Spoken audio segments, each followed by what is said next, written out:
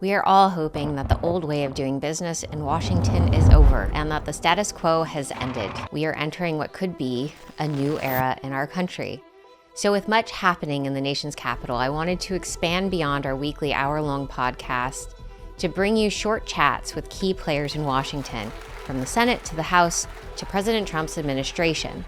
These discussions will dive into the latest on legislation that's making its way through Congress and the efforts within the administration to drive the MAHA agenda forward. I want to bring these back to you, the American people. Senator Tim Sheehy is a warrior, a builder, and a leader who doesn't wait for permission to fix what's broken. A decorated Navy SEAL turned successful entrepreneur, he fought terrorists on the battlefield and built an aerospace company that helps fight wildfires here at home. He's created jobs here in America, strengthened our defense capabilities, and proven that real leadership means stepping up when others won't. Today, he joins me to talk about fixing our wildfire response and why it's time to audit and modernize the Department of Defense. Senator Sheehy, thank you so much for joining me today on Update from Washington. And I'm so happy to see you out there doing this great work for our country. I was very happy to support you when you were running against John Tester, and glad to see your success. Not a lot of people know your background. Can you tell me just quickly, I know we only have 15 minutes, but a little bit about your background as a Navy SEAL? You received a Bronze Star and a Purple Heart. And how is that background prepared you for this new job? Well, first of all, Nicole, thanks for your support. Most importantly, thanks for the great campaign you and RFK ran. I think what you guys did allowed the Trump campaign to focus in on some really specific issues that were important to so many Americans that really were apolitical. They just wanted common sense back in their lives. They wanted health back in their lives, and they wanted a government that was doing what was right for them, both from a health perspective, from a food perspective, from an economic perspective. And I think what you and RFK did was highlight some of those issues in a very analytical way. And I think it was hugely helpful to the country. So thanks for doing that. I know it cost you a lot tremendously. And as I know, it's not easy to be in the public eye in politics. So thank you for doing it. But yeah, to your point about me, was in the military. My wife was a Marine. We met at the Naval Academy. We both commissioned into the military. We both served during our longest wars. I was Iraq and Afghanistan, several tours, as was she. And we got out and started our companies in Montana from scratch. We literally lived in a tent when we started our companies.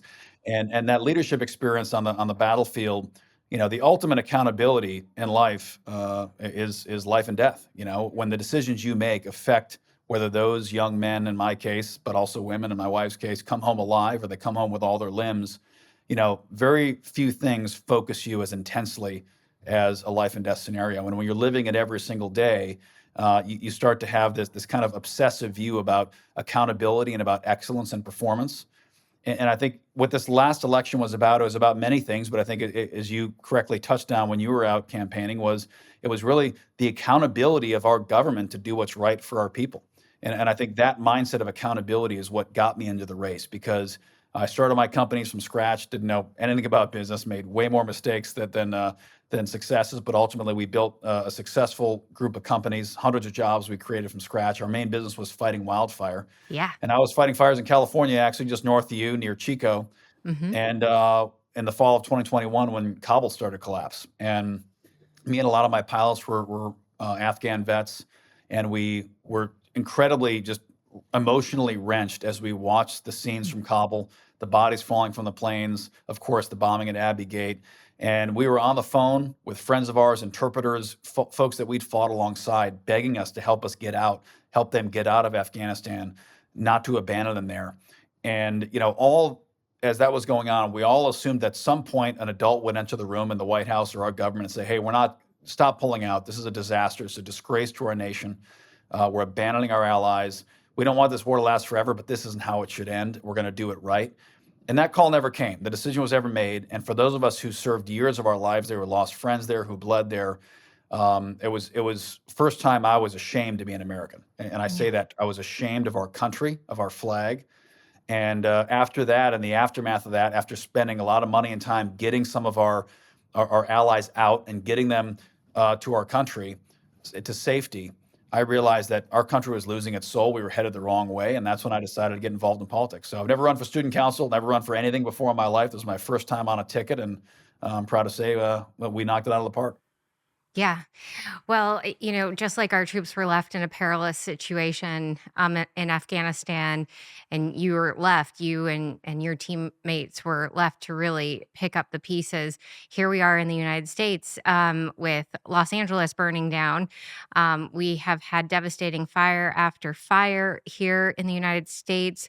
You have introduced the RAP Act to create a 30-minute national wildfire response standard. How would this legislation change the way wildfires are fought in places like LA? And how can we ensure funding actually reaches firefighters on the ground? The first role of any government, the number one priority, and of course, core to the America First agenda, is protecting our people. Governments fill potholes, they make sure the stoplights work, they take out the trash, they provide health care. That's all important. But at the end of the day, if you're not safe in your own home, if you can't go to bed with your kids and feel safe, if you don't have the security to know that you're going to be safe from crime, from an invasion, from a wildfire, it's hard to do anything else. Safety comes first. And as I learned overseas fighting in war-torn countries, if you don't have a basic level of security, you're never going to have a strong economy. You're never going to have a strong education system. It's hard to have cohesion in a community. And I think what the people of LA felt was a tremendous shock to the system that, wow, like we're not safe, even in one of the biggest cities in America, one of the most prosperous states in the nation, the biggest economy. We can't even protect ourselves from fire. And the fire hydrants will be empty, and there'll be no firefighters or aircraft. We can't even protect our own communities. And I think that was a tragedy that was foretold by many, including me. I wrote an op-ed about 3 weeks before that fire that was published that even said the same, that our wildfire response mechanism is not prepared. I wrote a whole book about it years ago.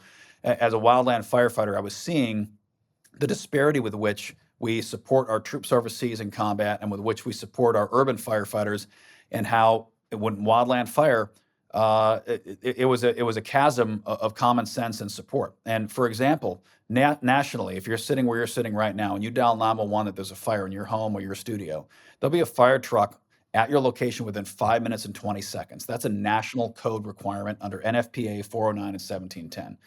And these codes that dictate rapid response, as well as sprinkler systems in buildings, they dictate hose clamp size for firefighters and oxygen respirators and how the fire engines are set up. They've standardized our nation around fire, structure fire, so that our people are safe. And that standardization has led to a 70% reduction in civilian deaths and a 97% reduction in structure fires in this country. There is no standard in this country about wildfire. You can go days without responding to a wildfire in this country, and that's how we end up with these mega blazes. So the legislation I've introduced, the most recent of which you mentioned, is the RAP Act.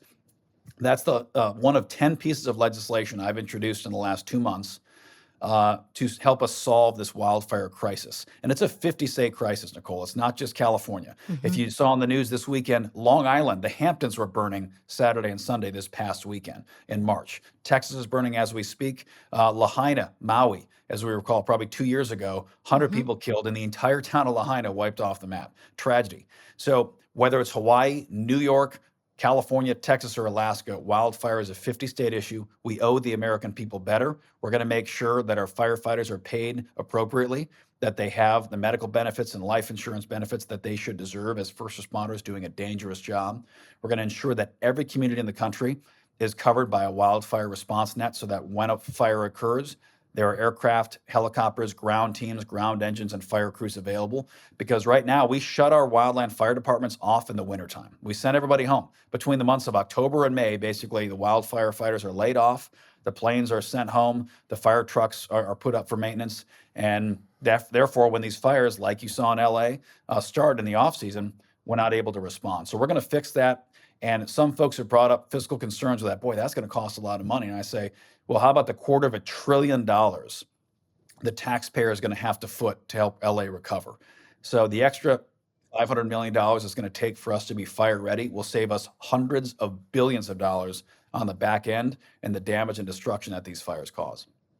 Yeah, people of LA right now, they can't go to the beaches. They can't Mhm. swim and surf in the water. Removal has been stalled. We feel incredibly frustrated right now here in the state. There was just a mass protest on the beaches in Santa Monica, protesting how this has been managed even after the fact, and we would love some federal help with that soon. But I understand that the state of California has to be ready to act responsibly as well. Speaking of fiscal responsibility, the DoD, one of the big issues that you work on is related to the DoD and fiscal responsibility. What are you going to be working on in that regard? And the Pentagon's repeated audit failures. These audits are so important. What's the talk in town right now? Yeah, you're absolutely right, Nicole. I mean, we have an organization that has the highest trust, the highest mission the taxpayers could possibly conceive, which is again keeping our country safe. And that Mhm. organization hasn't passed an audit in years, years. And an audit can be tough to pass, but at the end of the day, it's not that tough to pass. All right, you're not even having to be profitable. You just have to be able to tell everybody where the money is Where the going. money went. Mhm. Exactly, and the fact that Where are we the keep receipts? That's exactly right. And Mhm. as someone who was in the military, who was responsible for property book, and as someone who had a business that did some business with the military and the government, and all the deep contracting requirements, the defense, the DCAA, which is basically defense contracting audit requirements, where you have to forensically account for everything you do as a contractor to the military, to now realize that all that time the military couldn't even manage its own books, extremely frustrating. And of course, what we're seeing in wars around the world now, especially in Ukraine, where one of these theses for the war in Ukraine is that we are going to deplete the Russian military. We're going to force them to fight in Ukraine, and we're going to make them expend their bullets and bombs and people until we wear them down and we attrite them. A war of attrition. Well, the truth is, Russia has a stronger military industrial complex than we do. They make bullets and bombs and planes faster than we make them. They make Faster them for and cheaper. cheaper. Mhm. Exactly. So how are we going to trite an enemy who makes things faster and cheaper than we do? So we have an absolute crisis on our hands in our defense industrial base. I am, as a fresh combat veteran, one of the youngest members in the Senate who's bringing a fresh perspective. We're going to shake things up, and we're going to make sure that our industrial base is ready, and we're going to do that by making sure the DoD does its acquisition through free market principles. If there's something that's good on the shelf available today, buy it and use it. Don't develop something, that's the identical to what's on the shelf for 10 years and spend 100 times as much. Let's use commercial off the shelf, common free market acquisition principles. Let's make sure that we don't have 5 defense primes to choose from. Those companies make some great stuff. Lockheed, Raytheon, Boeing, great. But guess what? They're also hyper concentrated and they don't have enough competition to ensure they're delivering the best product to the taxpayer. So we need to bring more providers into our defense industrial base so we can have, frankly, more competition, better pricing, and faster deliveries. Yeah. Well, I'm looking forward to this term of yours in the Senate. I think if anybody can take on fires and government procurement practices, it's you. I mean, look just at your background.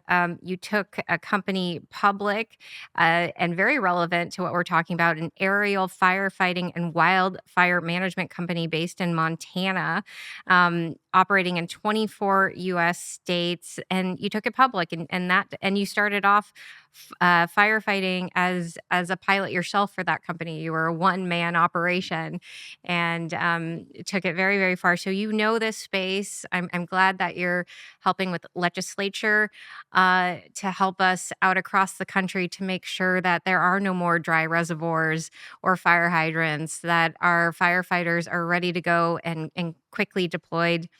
Lots of support for you and that work. Lots of support for your upcoming work as it relates to the DoD audits. And we're cheering you on, Senator Sheehy. Thank you very much for your time in this Great. Thanks for update. your support. Thank you.